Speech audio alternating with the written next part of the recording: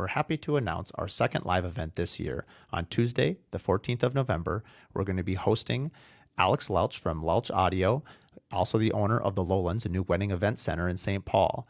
Jordan Diorio will join me as a co-host for the first time. She is the podcast host of The Refund, and we're going to ask Alex all kinds of questions about being a serial entrepreneur, his immigration story to the United States, as well as starting two businesses and running both of them. So if you're interested in all things business as well as a networking event within the construction industry, please join us that night. Again, that's the 14th of November. All details can be found at CuriousBuilderPodcast.com. This episode is brought to you by Pella Northland.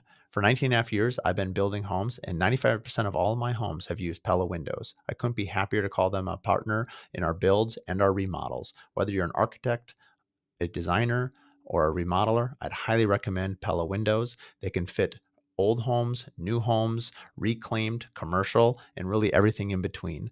Pella is a company that we trust and that we recommend to our clients. Additionally, in management, Peter and Ed have just been absolute fantastic people to work with, as well as mentors to me personally. So when it comes time to look for a window, I'd highly recommend Pella windows. Find more at PellaNorthland.com. Also, if you're interested, you can hear episode 1 where I interview Peter and Ed together for a great listen on business and Pella windows. Mark, imagine what would be the first thing on your to-do list on a Friday if you had a kid with a disability? Are they fed? Did they get up? Are they clothed? I mean, what's our plan look like for the day? Yeah. What's not going to be on your list? A complete renovation of 300 square feet. You don't have that's actually pretty funny. It's really good. You don't have it. You just don't have it. But guess what? Hey, you can call Joy Collaborative. Mm-hmm. We bring together these amazing professional quality designers who aren't going to come in with paint and stickers. Mm-hmm. Anybody can do that. But we can come in and do a really meaningful, really get to know you, really understand from a deep programming perspective what's required, and then go at it.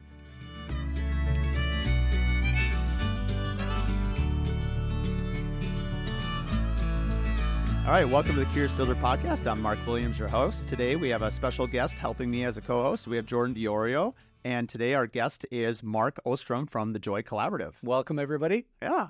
Hi, everybody. Jordan here. I am the supporting actress of this podcast today. So very nice to meet both of the Marks. I'm here with two Marks. Watch out. Yeah, and Jordan has her own podcast as well called The Refund. Yes. She's a fractional COO. She's working with us for 6 months. Yes. And I wanted to introduce her to our audience because on the 14th of November, yes, we are doing our second live event. And Jordan is my co-host. Super excited. Hopefully you'll be there. Yes, I've already registered. We have a ticket. Yes. Hopefully One, more tickets. I'm the first. Yes. Yeah. Happy I think we're at like 35 or 40. And Awesome. so our last live event, we had 65. Wow. And so I'm hoping to get close to 100. Awesome. And we're still 3 weeks away. So most of your ticket sales come in the last week, 10 days. Yep. So For sure. anyway, anyone listening, Can't wait. you can check us out on our website at thecuriousbuilderpodcast.com or our social media handles. They can all get you to the link tree to get to that live event. So let's focus on Joy Collaborative with Mark. Mark, you and I are in a networking group together, the C9 networking group. I think we've had 3 meetings, and it's been just really awesome. I've had such a good time doing that. The energy in that room is unmatched. Yeah. And so I'd like to speak a little bit about networking here in a minute, but let's focus first of all of how we met, which we just talked about. But tell us about Joy Collaborative. And we can dive a little into your history, but let's focus really on Joy Collaborative because I think our audience, especially the builders that are listening to this show, are going to find a lot of value in partnering with you long term. That would be fantastic. So I'm the executive director and founder. Started the company from my kitchen table 2017. We became an official nonprofit in 2020. We now have over 5,000 people accessing our rooms in the Twin Cities. So for me, that's a great moment of pride to see our rise in the community and the partnerships that are starting to come from that. So our business model basically is in-kind goods and services from trades, from design, from all the manufacturing partners that we can work with, and really focus on individual family homes, but also program spaces like Ronald McDonald House, for example, that serves lots and lots of families and kids to really help them with therapeutic design. And that's what we're all about. So it's, we could not do this work without trade partners. We're always looking for more. I'm not about getting dusty and sitting on a shelf and waiting for projects to happen. Like, we need people on the bench. We need mill workers. We need carpenters. We need people who really get excited about what I love. Somebody asked me about what favorite part of my job. And you'd think it would be about serving kids. Like maybe that's what people think. But when I see the volunteers get so excited, because we spend a lot of time with whoever we're working with, so you get to know them really personally. So when they come into that space for the first time and you start chatting about what this means to them, you'll never forget those moments. I promise you, you will never forget those moments, because now all of a sudden you've taken your time and talent and you've put it in our backyard to families who really, really are stressed and really need a lift. And this is all about shifting trajectories for kids. I say that every day. This is about shifting them away from these spaces that are dark and not great to a place that independence happens, to a place where bravery happens. And we can do that through design. So I'm definitely going to cry during this interview. I feel it. It's okay. It was really emotional. So obviously I've been building now for 20 years, and I've wanted to quit my job more recently than before for different reasons, because it was hard. I can tell you that when I first met you 3 months ago, the first thought I had in listening to you, it was like getting so inspired. I wanted to quit my job and join your team. No, honestly, I've told you that many times already, Mark. Because if you're sedated, you're in, Mark. Yeah, no, yeah. I need to calm down a little bit. But good luck. Good luck with that. But honestly, you're so it happened to be that that first day I was in that group, the networking group, it was your day to present. Right. And graphically, for those out there listening, we'll have it in the show notes. But go to joycollaborative.com and .org. Of course, it's a nonprofit. Of course, it'd be org. But anyway, look at it, because the visuals of, you see these room transformations. But you were showing us a child that was at cystic fibrosis or what? Okay, and so it was like they had just a normal basement. I mean, think of your 80s or 90s basement in Eden Prairie or Edina or wherever this stereotypical suburban house was, and you transformed it for this child. I got goosebumps, and I got super emotional, and I mean. This isn't meant to be a plug. I think it's because Joy Collaborative connects on such a visceral humanity level for me personally. It's like kids, disabled, cancer, all these different things. And then, oh, by the way, we want to do this really cool room. I'm like, raise my hand. How soon, how quickly can I help? Because it feels so good. Well, and it's just like the things you take for granted. You know what I mean? Like you think about your basement or your kids, like it's all connected to stories, which I think is really important. Well, and that's part of our, we're working on our core values right now, and narrative is part of that, and data is part of that, because that's really important for me to kind of show the advancement of what's happening and show what's happening on the engagement side. But to your point, if you think about, I get messages from people saying, thank you for what you do, because I don't have to live that reality. Oh, wow. That's powerful. So when hang on. So when so if you because I used to work with families with disabilities, and so you can let's imagine you're a typical family, right? And all of a sudden you get some diagnosis. Okay, then what's going to happen from that? There's a domino effect. You're going to have a discussion around, can we both keep our jobs? Okay, well, what does that mean for our family? Right? Do we have enough time as a couple or a caregiving team to address the time that we need to do what we need to do? Right? Some might be very short, some may be very intense levels of intervention. So that means my time is sucked away, my resources are tucked away, and what really happens is your bandwidth disintegrates. Right? So what's the first, Mark? Imagine what would be the first thing on your to-do list on a Friday if you had a kid with a disability? Man, are they fed? Did they get up? Are they clothed? I mean, what's our plan look like for the day? Yeah.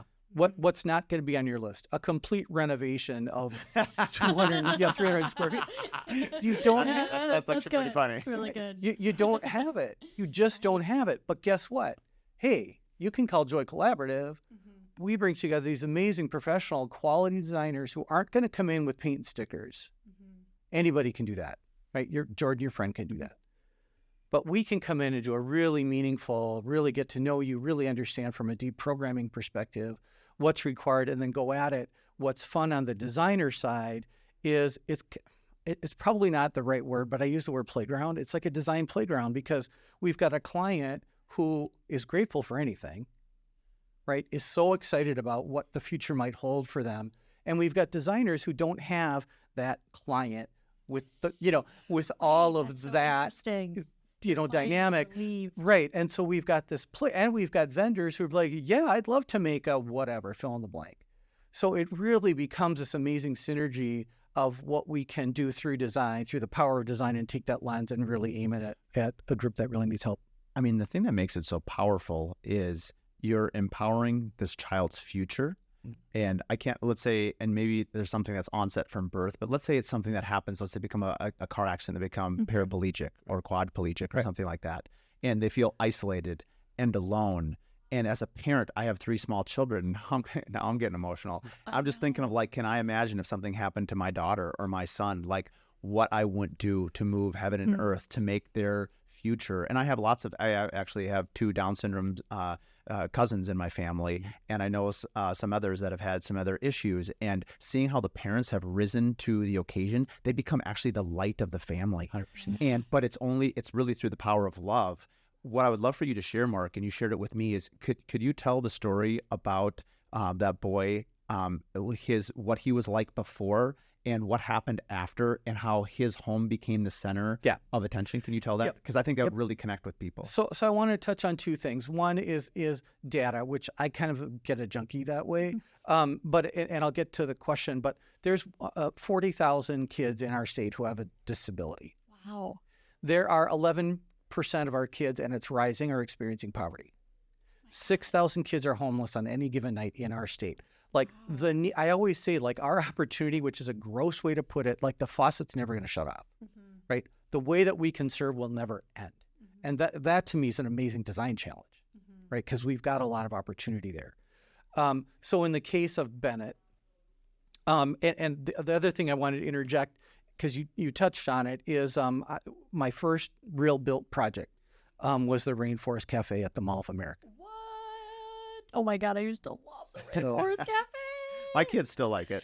Yeah, I mean, I don't have kids yet. But I apologize to your they will parents. go there. They will be traumatized by the thunder rolling. Yeah, my little sister used to cry when the thunder would start. That is so funny. It was for me. It was about the creative team, and what the challenge that we were given, and a really visionary client, which was cool.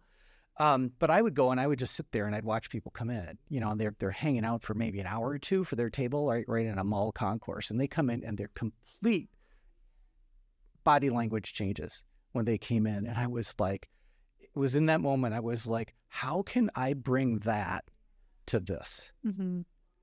And so, because how many years before the Joy Collaborative? That would have been a decade or 20 years. 20 years probably, Mark. I had the idea for this company when I was an intern in college. So no way. And that was, as you can see, maybe a few years ago. Wow.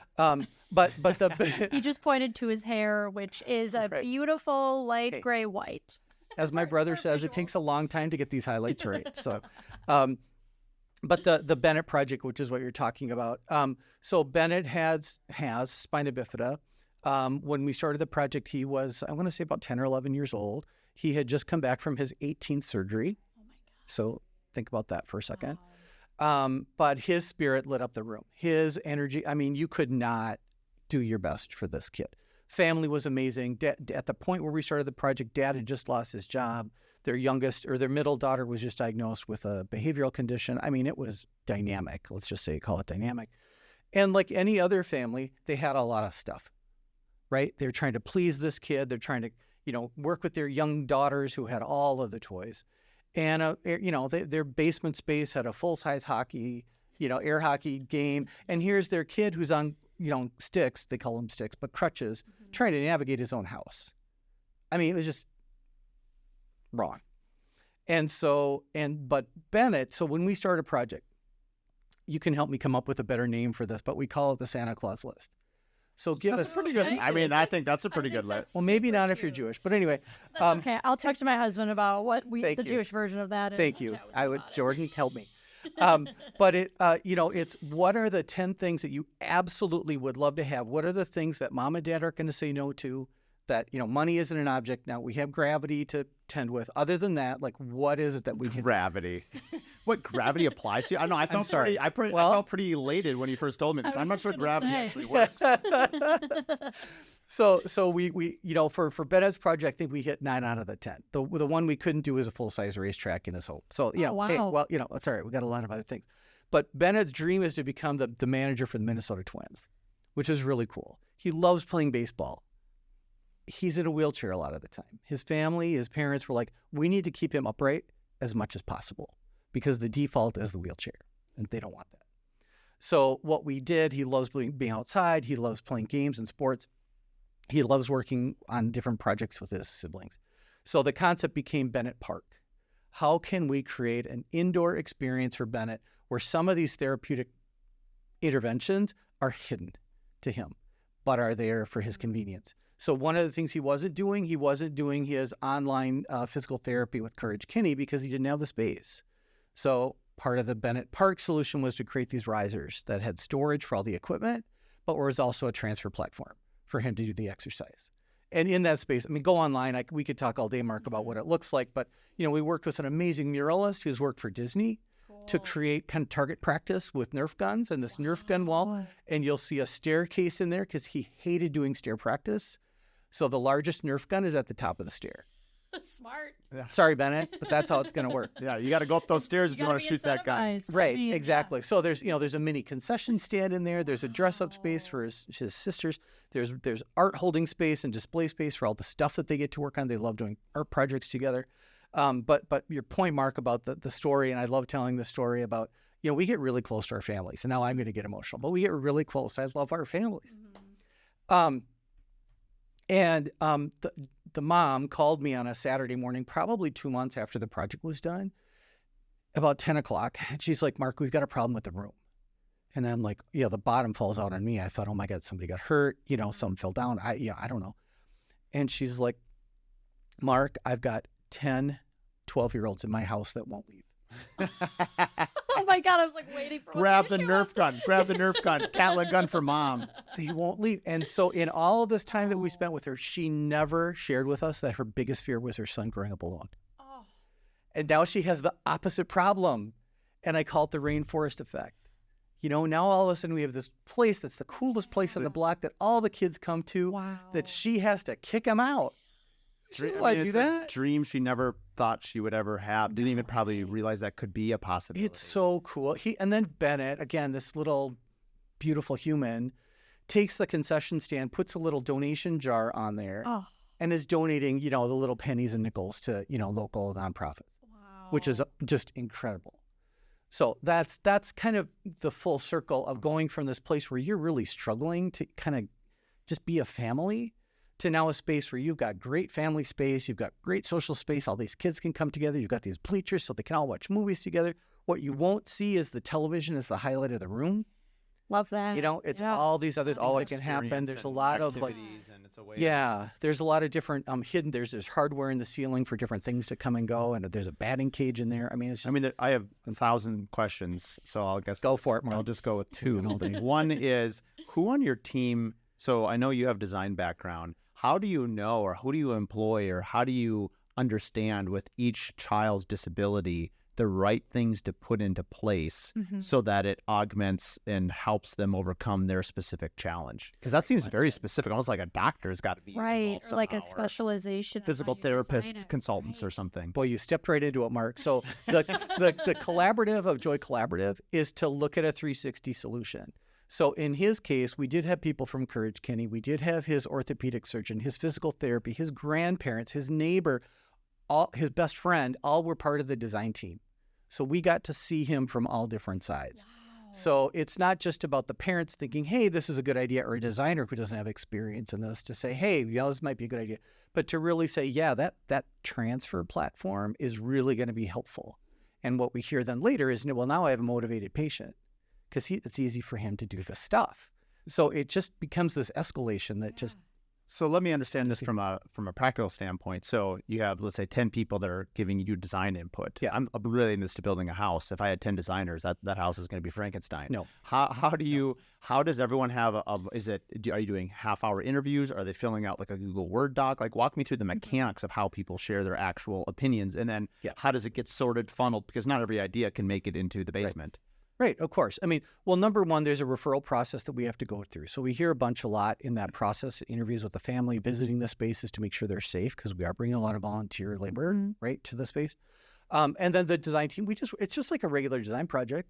it's no different. We go through the same processes. We do the same kind of documentation. You've got the contractor, you've got designers, you've got all the trades all being part of it. So it's really no different. It's just the problem that we're solving for. Are you leading that? Who's we? Yeah. Oh, so that's going to be, interior designers, architects, to be specific around coming up with the design solution. Obviously, the family is integral to that. I act more as kind of a creative director.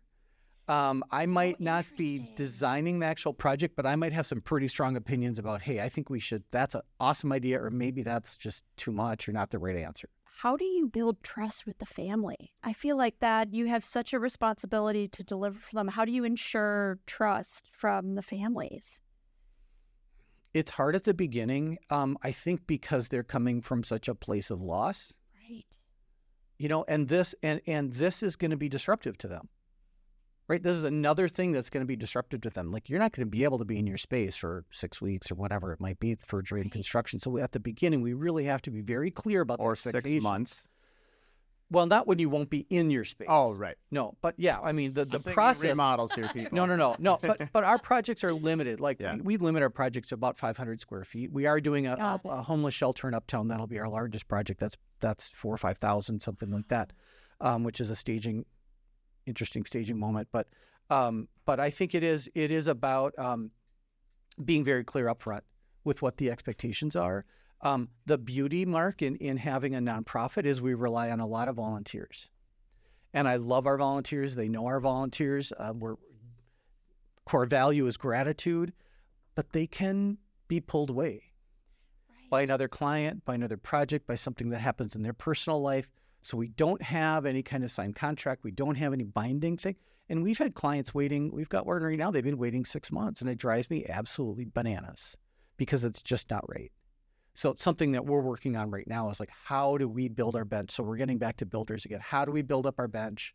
How do we have more people so that if, Mr. X electrician all of a sudden says, oh, I can't do this right now, we've got 2 more people we can call. And we're starting to do that.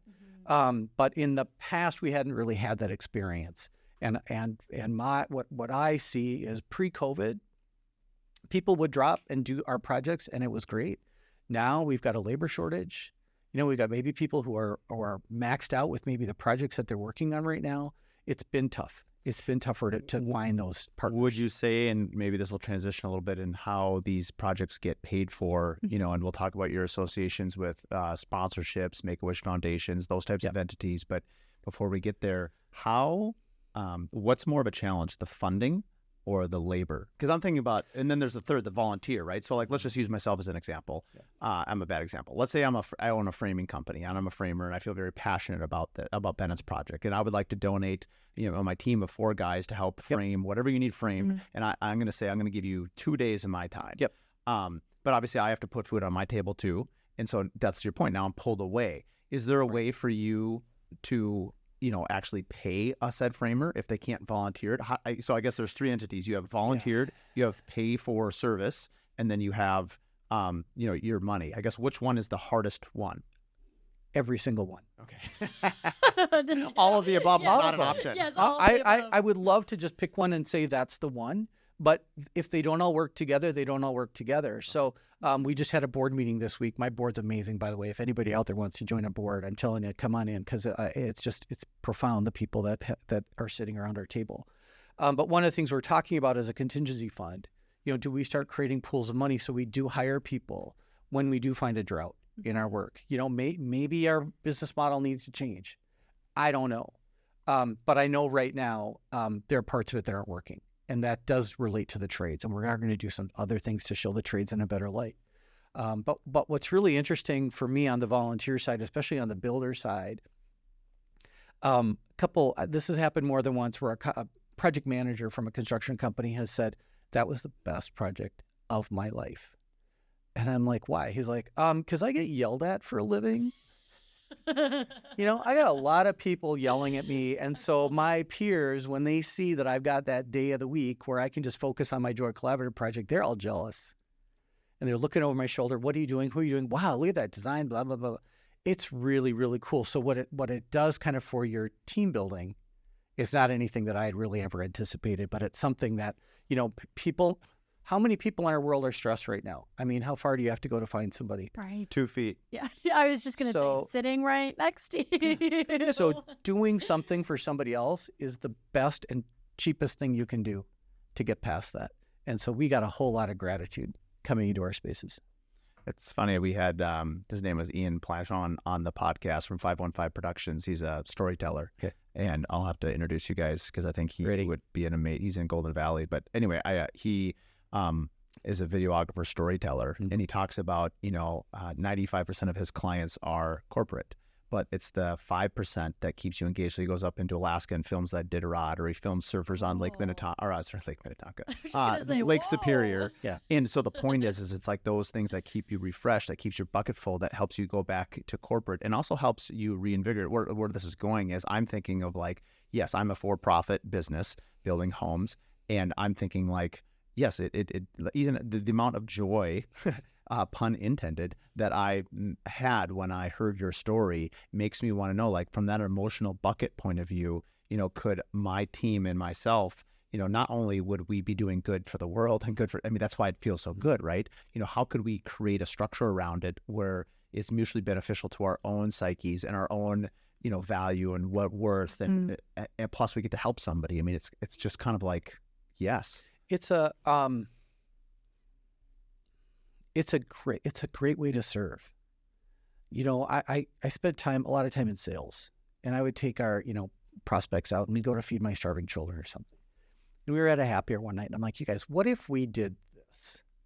And hands went up. And it was like, we have so much need.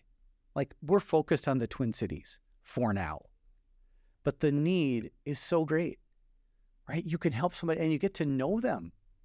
We have designers and teams coming back, and that to me is a real testament to we did something right as a group. It's not about me. It's about us as a collective, collaborative. So anyway. Wow. Tell us about... Mark got speechless. I honestly, we were both just speechless because this is so impactful. It's really impactful. And it's just like, you think about just, there are so many causes to serve. It's almost overwhelming. And it's fun to see your nonprofit. You see the results. You see the rooms. You see the kids. You see the stories. And I think that's just so powerful. That's all extremely true. I think what makes it even added is it's me as a custom home builder. It's in my space. It's something that I feel like I can actually have a real impact on. I sometimes wonder, like I read in the paper, about children, let's say, starving in Ethiopia or Africa. I never personally know how to deal with some of those emotions. Like, am I supposed to feel bad? And then do I go eat my breakfast burrito at Yum? Like, no, but I'm serious. Like, I sometimes it's like, okay, well, I can't go through my day being negative all the time or down. So it's like, I don't always know how to process some of those information. Because it's overwhelming. It's overwhelming. And it's a systematic issue that you can't solve alone. It's a collective. And I think when it becomes more home, so the idea it's connecting with me, it's in Minnesota. Mm-hmm. I'm in the building world. I have tons of connections. It's what I do for a career. Like, I could have a huge, meaningful impact in this space. And I think that's maybe why it resonates with me specifically so much. I actually wrote down here, and we'll have to talk about it after, but I guess I'll put it out there. Like, I was just thinking, like, how do you keep dedicated time? And my first thought was 1 day a month. I dialed it back because I tend to overcommit on things. Jordan's telling me as my as consultant to actually eliminate things. So I put 4 times a year. I want to do like 1 day where my entire team comes to wherever you are and helps you do whatever it is that you do. Awesome. And so, like, I don't know what that looks like. I don't know what that means, but that's something I want to commit to, and we'll figure out a way to make it happen. Thank you for that. And we'll do a lot more than that. But anyway. Can I ask a business question? So my understanding of nonprofits is pretty ignorant. Maybe ignorant's not the right word. I just, I've like donated time to nonprofits, but from like a business lens, I have no idea how nonprofits are structured. Amen. I truly don't make money. So then, you're doing good. That currency is worth so much more than money. But then from a business side, how do you operate? Tell it to me like I'm in 4th grade. So you have to put food on your table. Right. Like, I assume not every nonprofit is like, Warren Buffett or like, endowed with billions of dollars. Like, how does a nonprofit work? Yeah. It's kind of wild. So before I started interviewing some other people who were executive directors of more mature organizations. We're just 3 years old, right? So I'm still a newbie at this. There's a lot that I have to learn. The impact you've made is amazing.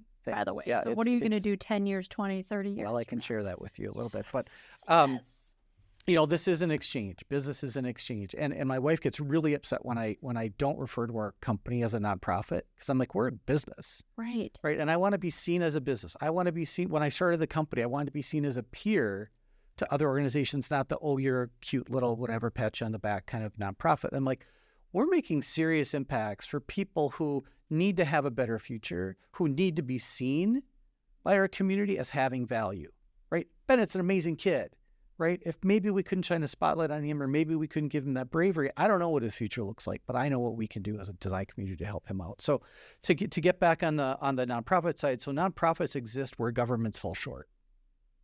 So government can't do everything to everybody, so nonprofits dive in. I mean, there are thousands in Minnesota. You probably know many. Yes. Most of there are some very significant and large ones, but the majority of them are small. It's a lot of work. Our funding is primarily from the good of the people. Oh, interesting. Right? That bottom line, that's how a nonprofit works. We're starting to look at things differently, which I can share with you about kind of the future question that you had. But, to go out and do grant writing, which is a gamble, Well, in a it's specific skill set too, to be a grant writer, to get grants too, Yes. is like a very specific skill. as a You writer. are. Can you, in 1 minute, just for the audience and Yeah. for myself, Yeah. explain what grant writing? I mean, I understand high level what it is, but can you just give it to us a little more succinctly? Like, where do you find grants? How do you apply for them? If someone was even interested, how would they even submit one? Other than Google, how do I submit a Help me get money. There are lists. You can Google lists. Minnesota Council of Nonprofits has a database that you can tap into that'll list all of the local grants and their impact areas. So you have to be in alignment, right? I can't submit a grant to company X that's all about food insecurity. It's not going to work. But what we have done now, we just hired a contract grant writer. What I have seen is the exact language that he uses to make sure that it resonates with that group. Because I don't know how many applications they've got, but we have to stand out. We have to be really clear about our mission to make sure that they understand our unique mission and how we're serving our niche. But it's grant writing is its own skill set. I did a lot of them. I didn't think I had some success, but not great success. We will have greater success bringing somebody on board. But it is a skill set. There's a reason why people are out there doing this as a profession.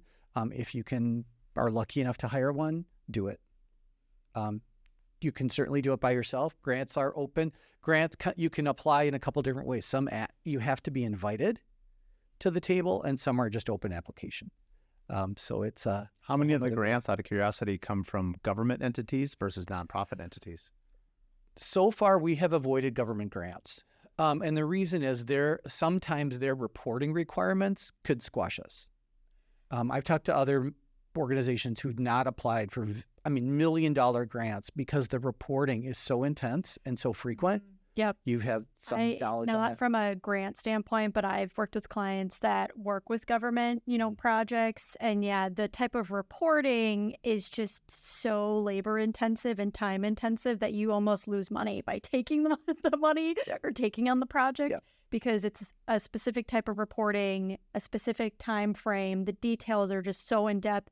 And the process can take a long time, too, has been my experience. Sorry, a little tangent rip on the government here, because it's interesting because you've seen in the paper lately about all the fraud that happened with the COVID release of funds, the billions of dollars. Clearly, there was nothing being tied to that. So it's funny to say that here that these grants they're so over the top for, I assume, accounting, reporting. And I get it. Like, that makes sense from the high level. Like, you want to know where your money's going. Yeah, but and yet for what? And then for billions of dollars to just go out the door and have no accountability is just ironically hypocritical. I have a personal vendetta against how COVID relief was distributed because, as a women-owned business owner, I didn't qualify for anything. Why? And because you were a woman, you were disqualified? No, just because I don't know how or why I just didn't get the funding, but I went through 2 rounds. The qualifications, I just didn't qualify. You have to have employees. I don't know, maybe, probably. I don't know, but it made me laugh because it wasn't volume of business too. right? Sometimes I don't So it's when I had my first business, I had applied for it because that was 2020. But anyways, long story short, it was just that I just saw all of my, female colleagues that had businesses, just no one got funding. And I was like, what is going on? But you see the Potbellies of the world getting funding. Well, I don't know, and it's not worth going into because it was still mismanaged. But part of it was, it was called I still get 10 of them a week. They go to my voicemail where it's the employee I get those. You get those too? Oh, yeah. Maybe it's because her Just name is wanna Mark. let you know. Yeah, maybe it's just gonna Mark. say. Yeah, be. hey, this is Denise from Sacramento. Another number that you want to ignore on. Yeah. And anyway, it just says, hey, this is part of your employee retention credit. I believe it had something to do with in keeping your employees. That was my to benefit. understanding. That would make sense. I don't know that to be a fact, but I think that's true. But it's just Anyway. funny to hear all that kind of unfold, going back to like the government funds Well- or government contracts, and how long does it take for you to get a grant? So like you spend all this time hiring a grant writer. At what point do you find out if you actually get the grant? Because then that's going to also funnel into like you funding your business, you making sure that you can keep the lights on. So how do you manage that? I mean, there's multiple things happening. That's all at right. You once. the finger Yeah, jive my is hand exactly right. motions are good. Yeah. So I mean, you submit a grant, and there's people on the other side of the wall who are reviewing that, right? And their process might be anything from 2 months to 6 months. Wow. So you constantly have to have that funnel going, right? Because it's a risk, right? And I think the award success rate is like 40% of the grants you submit, you get something. Okay. It may not be the full amount. It might be something. But we do have a couple of initiatives ahead of us where I think grants from the government might be very effective because they are a bit larger lift in what they're doing. But to dial it way back, you asked about just kind of how a nonprofit works. Can we go there for a second? Yes, So, please. so there are if you're in the state of Minnesota, there are bylaws you have to set. There are templates out there that you could download, but there are rules that you have to create for yourselves. There's application. You have to register yourself with the state of Minnesota. You have to register yourself if you're going to have any revenue exchange with the IRS. You have to create a board. You have to figure out how many people are on that You board. have to have a board. You That's have a to have a requirement. minimum at least 3 people. Oh, interesting. Yeah, I didn't know that because was a there's this requirement. oversight thing and there's the funding thing. You got to make sure that there's ethics happening. Does the board get paid? No, it's all volunteer. This episode is brought to you by the Scout Guide Minneapolis. The Scout Guide is a curated guide of Twin Cities' hottest spots, companies, people, venues, and events, focusing on all things local and small business. When you pick up their magazine, it just feels different. You open up the ads, and they're not just, the team in front of the building with your normal photo. It's vibrant, it's unique. It might even be set in a completely unusual setting, something that catches your eye and not only tells the story in a picture, but lets you know that that's a company that you want to go visit. Look for something different this year. Pick up the Scout Guide. You won't be disappointed. And if you're looking for advertising, I'd highly recommend it. They have an incredible social push. One thing that I was really interested in is that they will go to your events. They will go to your place of business. They will ask you questions that they then post on their feeds, and they have quite a following. Find them on social media platforms at the Scout Guide Minneapolis. This episode is brought to you by Adaptive. Adaptive is an AI technology that we use for all our cash flow management. If you're in construction, you know how difficult this is. The days of importing all your invoices, cost coding them, asking 10 people in your office where they get coded, is this job approved, is this invoice approved, making notes, all of that is now done through AI. Your invoices get automatically uploaded. After that, all you have to do is cross-check its accuracy per the jobs. This is now saving us hours per job per month because with a click of a button, you can now have the draw process automated, which has been a complete game changer.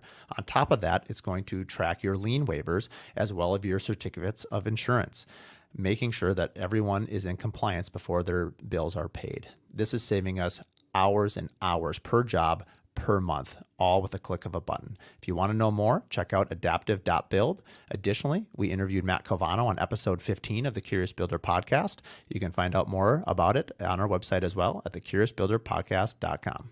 I'm most recently paid from our company as of last year. So I'm the employee, which is kind of what That's exciting. And it's something that you and I talked to. He looked at me at our last meeting. He's like, how are you doing this? Yeah. Well, he's but- also doing like 87 to other roles too. Yeah. Well, right. You're wearing all the hats, and so you are Yeah. getting paid, but it took you 2 years because you're in year 3, so 2 years to get a salary. That's Okay. right. That's right. So Just dial in on that for a second. So let's just, I don't need to know the exact economics, but let's just say you pay yourself a salary for an easy number. Let's say 100,000, and the nonprofit took in $1 million in donations.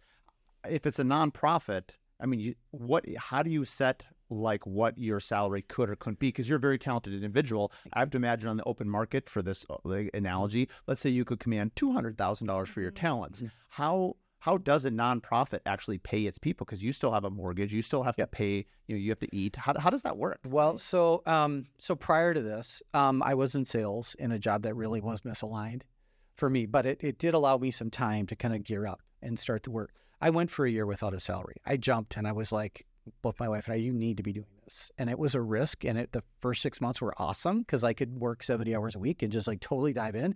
And then it got scary because I didn't know what was the future, Right. And now I realize if I focus on the money, I go bananas. But it's really about the mission. But as far as the, kind of the structure of a nonprofit, you do have to have a board.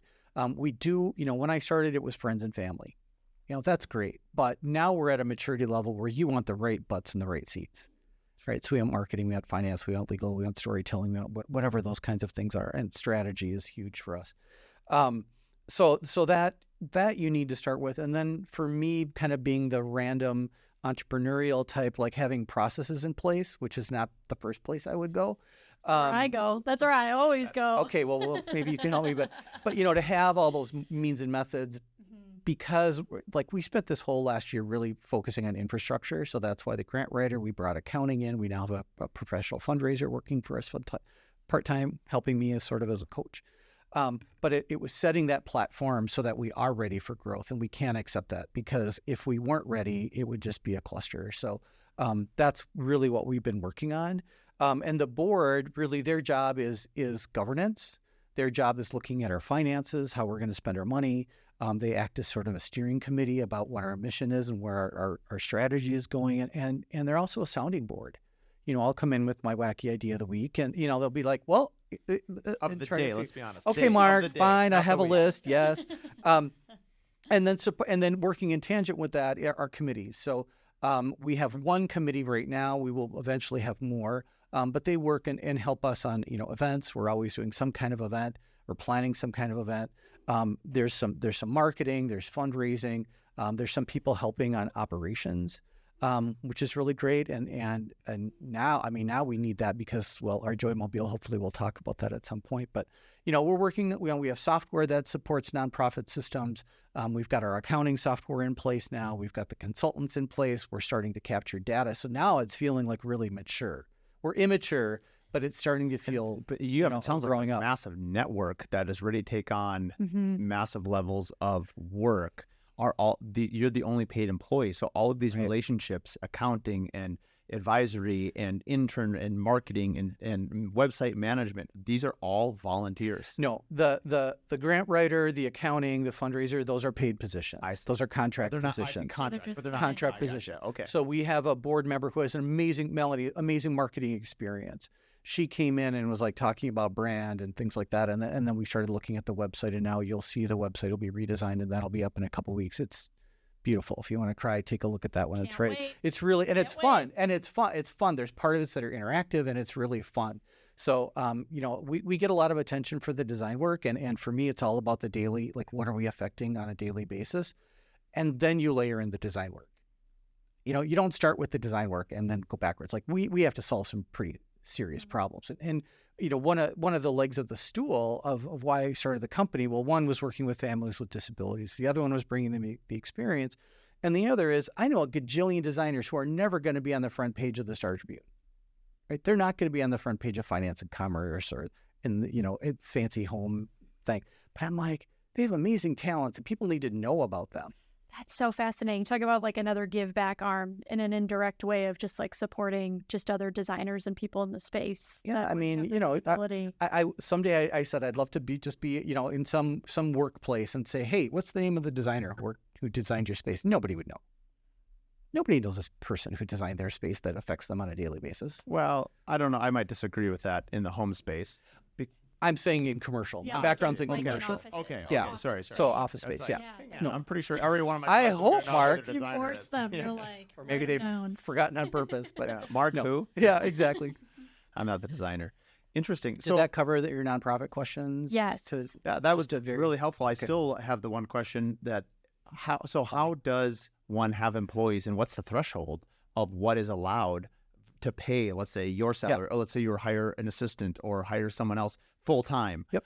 Does the board have to approve that? What are the limitations on that? So we just, like I said, we just had our strategy session. By the end of this year, I and my board chair will put together our our budget for the year. And part of that budget will be including certainly fundraising, but certainly a project manager / designer. And that will be a legitimate salary, not a nonprofit salary, which are typically lower. And I just have a real hard time with that because these people have amazing experience and they should not have to take a step down to do our work. So we have to figure out what our budget is. We have to figure out what our sponsorship is. Next year we're hopefully on track. We'll raise $200,000. I mean, that'd be amazing. That's a lot of work. We got to line up with the right partners. We got to get, some corporate sponsorships going and things like that. So again, it's all about that infrastructure and building that up so that we can start advancing because we need to. I can't continue to be the sole employee of Joy Collaborative. We'll never make the gains that we can make. And I think, are clearly capable of making some gains. Well, I mean, you said you had 44,000 kids in need. I mean, that's a lot of help that is needed.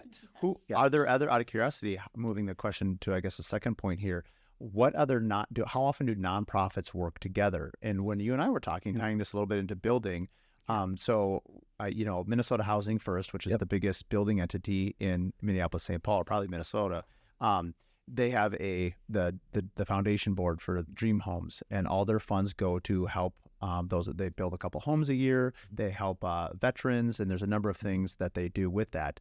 Can you align or do joint projects together? How would two nonprofits sort of work together to, especially the housing industry, which I know very well? How could your mission statement to help children in need somehow work with another foundation, or does it become a problem because like if another foundation asked you for help, you're like, man, I'm trying to do the best I can to do this. Right. I really have the energy to go over there and help another foundation. Right.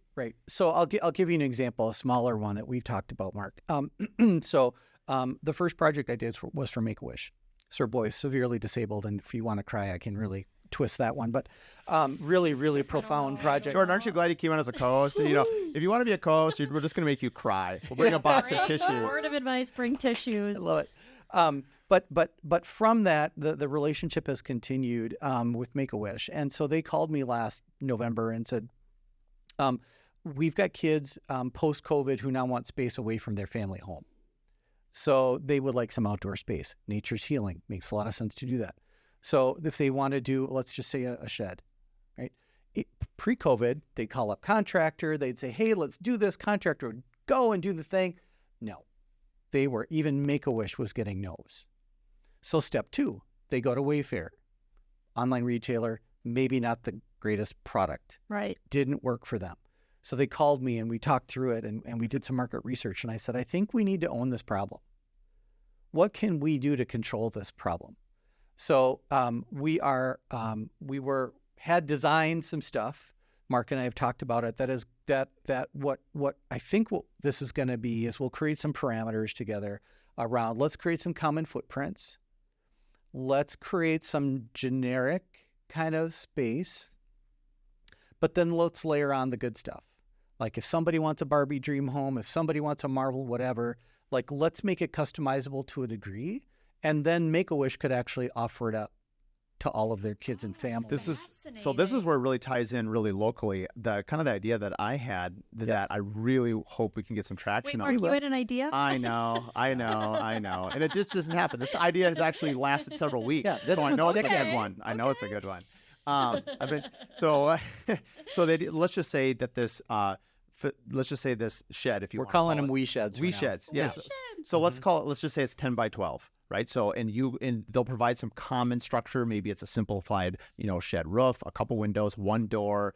But the idea that I had is one of the things that we really need to do across the country, but really in Minnesota too. We are so far behind our building needs. We're 90,000 units short of what Minnesota needs for homes, which is why first-time home ownership is very difficult in Minnesota right now. Anyway, I think we're bottom 5 in the country. Oh, actually. I didn't know that. We're way behind, which is why we keep seeing increases in home pricing. Plus, you have people leaving. That's a whole nother podcast. We won't go in there now. But where I wanted to go is, for a long time, the only way, after high school, you were really in the 80s and 90s encouraged to go to college. Like peer pressure, parent pressure, government pressure. And so a lot of local schools kind of did away with home ec. They did away with shop class. And I was dumbfounded that many high schools don't even have those things anymore. And where we were going, Mark and I were talking about, I think would be, and I have some ties in with local high schools here, Chaska and Chanhassen and Minnetonka right in our backyard here. I would like to go to them and see, do they have a shop class that I could, some schools still do, but could you basically say like, hey, would your kids take this on as a semester project? And by the way, not only did the kids now get to learn how to build something, I can help facilitate some of the donations, whether it's, Pella windows and doors or siding from James Hardy or whatever. Awesome. But then let each kid, or each class, I should say, decide, let them have some creativity in it? Do they want it to be all about Star Wars? Do they want it to be all about Legos? Do they want it to be all about Barbies? Yes. And then my ultimate dream would be, could this spread across the state and eventually the country, where it becomes a regional competition, no different than like the electric cars or solar powered whatever, where each class, they have a $10,000 budget. That's all they can spend. So they're confined by 10 by 12 and a $10,000 budget. Go wild, do whatever you want. And then the kids, can you imagine how empowered they would feel? Well, and just the skill set. Like, woodworking existed when I was in high school. I didn't take it, but like to contextualize the skill, like I just don't feel like you have that in high school. You're like, oh, I just have to take this class or whatever. But like to do that, to give it a mission, give them actual skills that they can use, whether or not they go into that field, but like they can see the exposed to it. Right, they can see the opportunities and do good. And I mean, I took those classes, and to make a spoon on a ladle. Or a birdhouse. A lathe To a box is, one thing, but to build this thing that then you can see that's complete. It's so practical. And can It's a you? great idea. And so then the end of it would be that they would win, like a state championship, not championships, whatever. They would award, they get recognition. But can you imagine the impact on everyone's life if you had 10 juniors in high school go to a home? Maybe none of them have even been around someone with disabilities, and they get to be there to hand off the house to support. How could you ever go through the rest of your life and not remember that one moment? So the amount of giving, and it would be way beyond economics. Yeah, it's like treating it like a high school sport. There's like national, why not do that for this type of skill set? But it's kind of like when I talked about designers not getting attention. Same thing for trades. Right now, I mean, the impression maybe isn't the best, right? And this could be a way to really shine a light on some really amazing work. Or just shake loose any just preconceived notions about what it means to be in the trades. I mean, I wish I knew I could build something other than IKEA furniture, and I can even build that really well. Ask my husband. It's usually backwards or it's missing screws. Nobody can build IKEA furniture well. And special therapy for that. Right. But I think, I just think it would be so empowering. And then, then you're kind of starting, you're having an impact on the youth while also impacting families. You're almost kind of just doing good all around. Yeah. So, it's a great idea. Last year I was like, all right, there are so many, I told our board, I'm like, let's not be a case study. Like, there's so many books on coaching nonprofits and what not to do and all these things that could go wrong. Like, what is it that we can do to turn it around? And one of those is revenue generation. So this certainly falls into that. We can do projects fee for service. That was something we talked about a lot. Mark and I were talking about that. Because, think about it. Let's say, because I do that actually already. So we did a house, and I love just being the inner child that I have in me, or outside too. We had a house recently where they had an empty bonus room. I told you about this, and it was a beautiful home. It's on our website. And my sister was a semi-professional rock climber, and they had this kind of open room with like these really high ceilings. And I told the homeowner she was really fun I said, her name was Carrie. I said, Carrie, could I pitch you an idea? And she's like, sure. So I went to Nycros, which is in St. Paul. Anyway, long story short, I designed a rock climbing room, sensory room, really before I had ever met Mark. Cool. And she said yes to it. And we built this really cool rock climbing room for the kids. And she said that their kids use it all the time. But the fee for service thing, going back to Mark and Joy Collaborative, is, your kid doesn't have to have disabilities, but they might now, because of that, they may not obviously get the space for free. Or, some donations or grants or whatever. But, maybe you're Mrs. Anderson and you live in whatever city and you're like, wow, I want that for my kid. Well, yeah. And now they have the design team. And now that's your fee for service. So, and what I love the idea is, you and I talked about this on our last meeting, and you can see why I want to join your team. And so it's so exciting. But the point is like, let's say this thing cost $50,000, whatever. You could have like, hey, Mrs. Anderson, for $5,000 more, would you be willing to donate that to help someone else? 100%. Like, not only does she get this amazing room for her son and her children and all the things that she wants, because those needs, they're not dependent on your kid having disabilities. Well, and talk about living in a state where it's cold and your kids get cabin fever. Could you imagine if there was like an awesome room where you could like rock climb and it isn't like sitting in front of a screen? Nothing against screens, but like that probably isn't great long term. I think that's such a great idea of like these experiential rooms.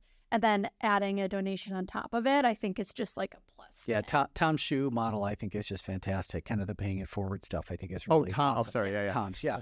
You're like, who's Tom? Yeah. No, but I mean, Where'd that's Tom come from? Yeah, My is he mind went to employee? Tom Thumb, which I don't know. Oh my gosh. You're from Minnesota, right? Yes. Tom Thumb, those old gas stations. Yes. Do they even exist anymore? Yeah, I don't know. All right. My Tom Thumb, if you're listening, you still have a We're a curious. recognition. The Tom Curious shoes is what you're talking Tom's about. shoes. My Yeah. wife has like 6 of them. So Yeah, no, that's. I mean, I think there's that. There's I had an amazing moment this week. So in working with, I'll try to keep this short, Mark. But Which are you talking to yourself? Or are you talking to both. But we poor Jordan. I love it. It's great. we were working with some public schools and some other larger venues around doing some cool space, some sensory spaces, and neurodivergence is a huge awareness piece right now. So you kids on the explain what it is? exactly. So I- neurodivergence heard would it. be autism spectrum would be Okay. the most frequent example that you'd be familiar with. So people who don't experience the world like you or I. Okay, but we still want them in our world. We still want them to have fun. We still want them to go places. We still want them to be able to go to school. So, in talking to them, they're like, "Hey, we love what you do, but we just don't have the real estate to do it wherever we are." And I'm like, "But you have a population that needs something." And they're like, "Yeah." So, okay. So, well, what if we create a mobile unit? They're like, "Yes." So the Joy Mobile was launched about 2 months ago. Cute. It's a multi-sensory space. It'll be at our Jingle and Mingle event in a couple weeks, so you're both invited. Come and see it. It's been getting crazy attention. We're going to be at Twins Fest next year. The State Fair has reached out to us. I mean, that's just really The awesome. state fair, it just ended, and now it's replanning for next year. It's In such a January, they machine. need a break. Wow. They need a break. But I mean, I was at an event for a very large healthcare facility, just telling them about it, and they're like, "Well, can we buy one?" Yeah, same reaction I had. was Mic like, drop. I'm like, yes. what? So we are working towards that as well. Again, it's this revenue stream, and is so exciting for me, Mark Spark, is all of this is in our lane, right? All of this is serving kids, people with life-limiting conditions. So it's not like we're going out and doing something totally in left field. It all comes back to problem solving for the same community. So one thing I'm going to do, and not that I have the world's biggest following, but I'm going to make it to one of these Joy Mobiles because I want to see it. Yes, I want to me too. visit it. I want to go experience it myself. Oh, can you explain how big is it? I'm thinking Yeah. like a Winnebago or like an Airstream is. or like Yeah, what is I'm this? thinking What is it? about- yeah, Describe what it looks that's like what I'm so thinking. that people could. Sure. Well, in a couple of months when our website goes live, it has its own dedicated page, so you'll be able to see it there. It's basically the genesis of that was a friend now, he's a good friend of mine. Tony reached out to me. His son has autism. His son is 18 and very high on the spectrum, nonverbal.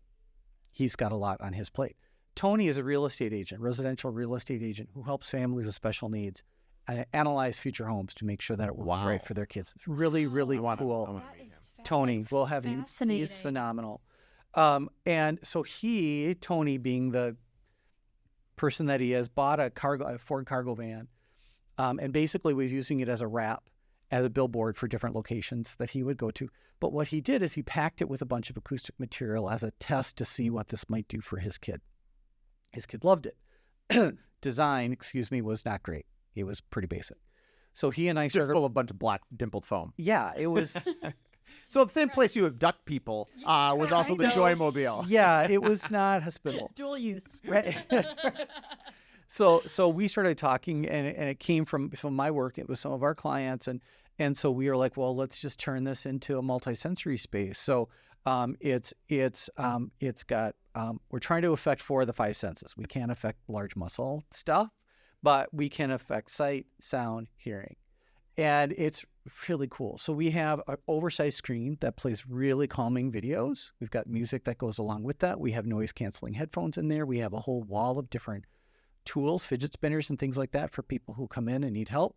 We've got a magnetic wall that's got things that kids can write on and move around. We have these wood panels that kids can interact with. There's sensory panels, 8 different panels that can be changed out, and you can like experience AstroTurf or smooth marbles or whatever it is. So what's cool about it though, even though the kids come in and totally get lost in it, we'll use another technical term, neurotypical people. So you and I, who have, fairly normal sensory, just melt into the space. It's so relaxing. It's so calming.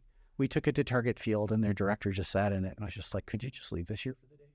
So now I want to experience. I know, like, so do I. But I just had a Come. business idea of that.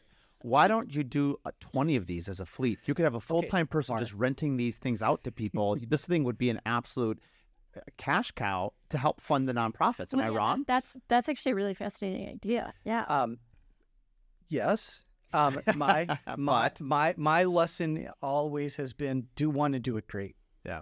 So we're in that space right now of doing one and doing it great. Yes. Putting together a program, like a program guide of this is kind of the activity. We're going to be partnering with some local colleges, having their OT and PT students come in and help us be the staff. I'm using quote fingers. And really making sure the experience is great. We're working with a designer from Medtronic right now who does all of their outdoor like tents, for all their runs and stuff to create, we're calling it a pre-function experience, because for kids going into this, some of them are very apprehensive. To get into the car. Yeah, because it's new. It's new. They don't know what this thing is. So can we create sort of an easy onboarding experience and different activities for them to do? Like an access ramp to it. Yeah. Pretty much. That's it. But yes, have we thought about having bigger ambitions? Absolutely 100%. But I feel we really need to dial this one and really make it as tight as possible. But the response we're getting, even in the interactions we've had so far, I mean, people are really resonating. I'm that's just really exciting. Sorry, my mind is just blowing here. So let's just say this thing, you figure out what the daily rate is on it. Yeah. And you could drive it to these different facilities. Now, right now, you're just looking for exposure to get, but I mean, I'm thinking like if I wanted to hire this, or like, would I have this at like a birthday party? Like, would I have this at a corporate event? Like, let's just say, let's say I'm 3M, or let's say I'm a big Best Buy, or name any one of the great companies here in Minnesota.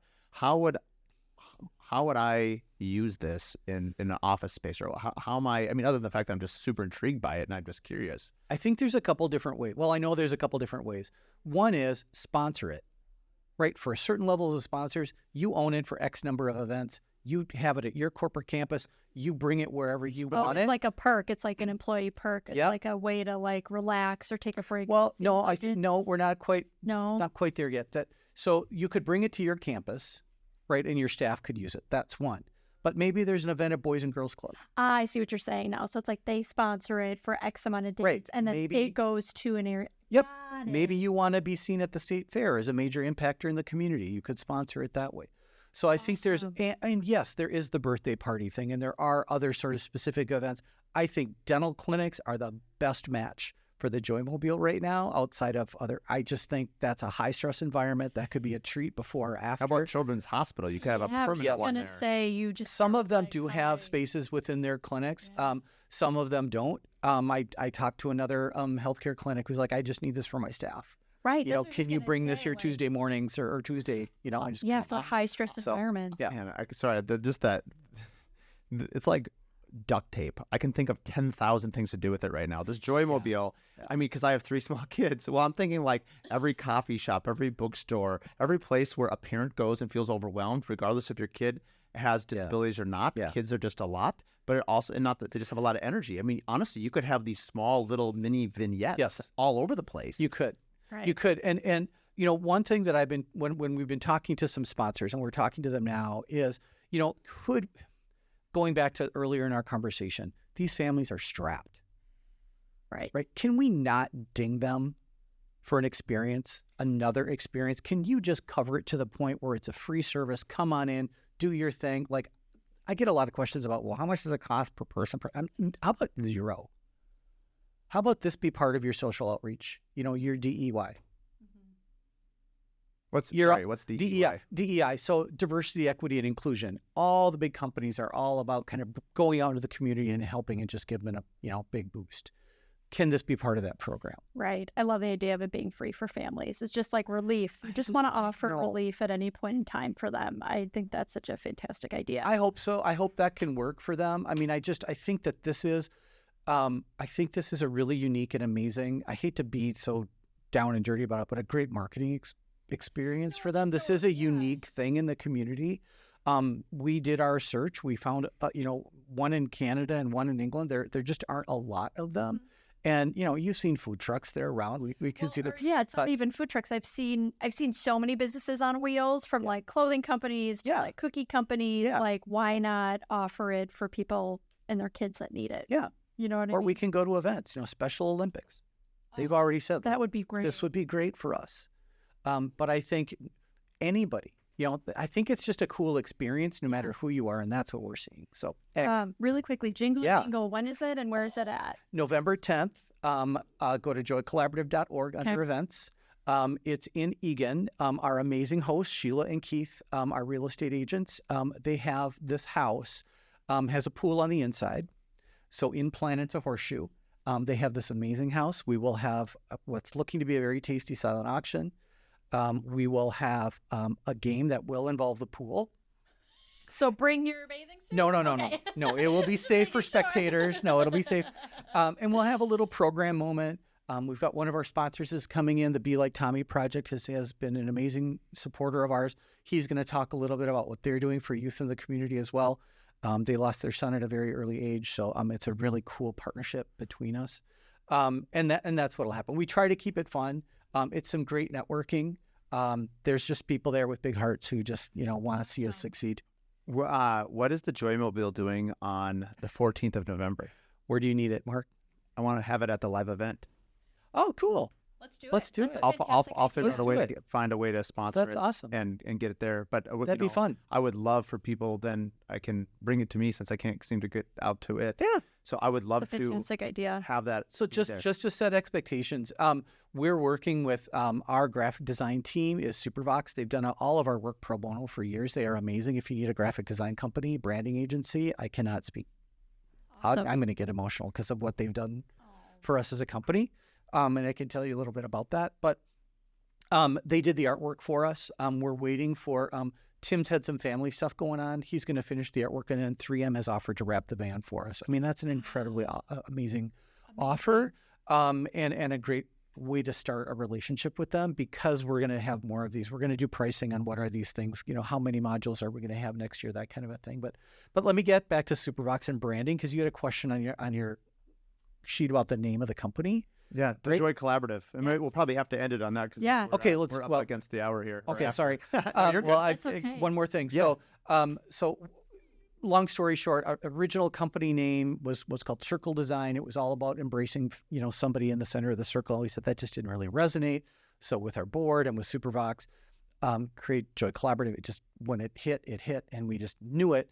But in doing the graphic mark, I said, because of the way we operate, because we have high integrity, because of our solutions, let's have our logo be a peer.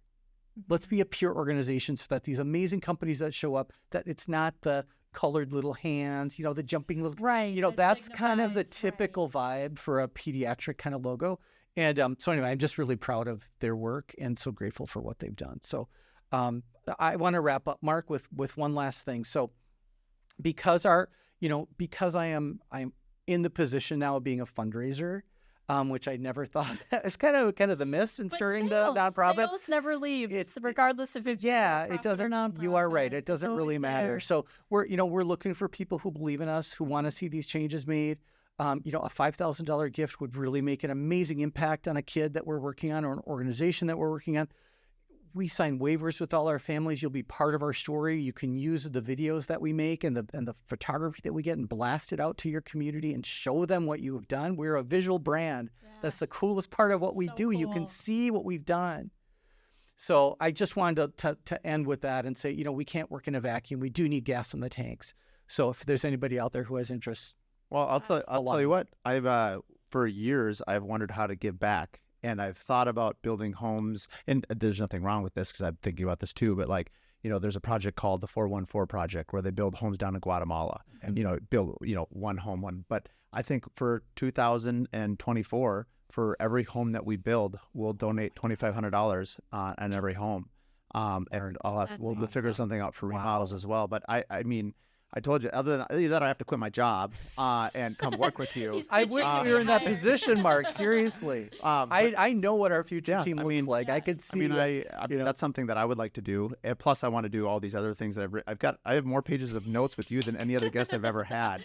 Yes, the idea list looks like there's 7 to 10 items on there. Yeah, it's a problem. But anyway, we'll start with that pledge Mark, from that's us. And so awesome. I'm Thank very you. excited about it. Thank you. And I That's appreciate you amazing. telling your story. I'm super excited to see the Joymobile coming up here in a couple of weeks. And your business is such a light, not because the lights are on us right now, but like what a just a good reminder that there's some really awesome people in this world doing really good work. And we're just so grateful that you exist. And thank you. Thanks for the spotlight. This has been a really fun conversation. Excellent. Love your questions. Thanks. Yeah, excellent. Well, everything will be tagged in the show notes. We'll have Jordan Diorio's contact. We'll have Mark Ostrom's contact. Obviously, your host, my contact will be there as well. We'll have everyone's website. And we look forward to seeing everyone at the Lowlands on the 14th if you want to see the Joymobile in person. Yes. See you there. All right. Thanks, guys. See you there. Thanks, Mark. Bye-bye. Thanks for listening to the Curious Builder podcast. If you like what you listen to, please give us a 5-star rating and write us a review. It really means a lot. It's a great way for us to just understand what you like about the podcast and what we can keep doing. So like and review, and please share with your friends and family. Find out more at curiousbuilderpodcast.com.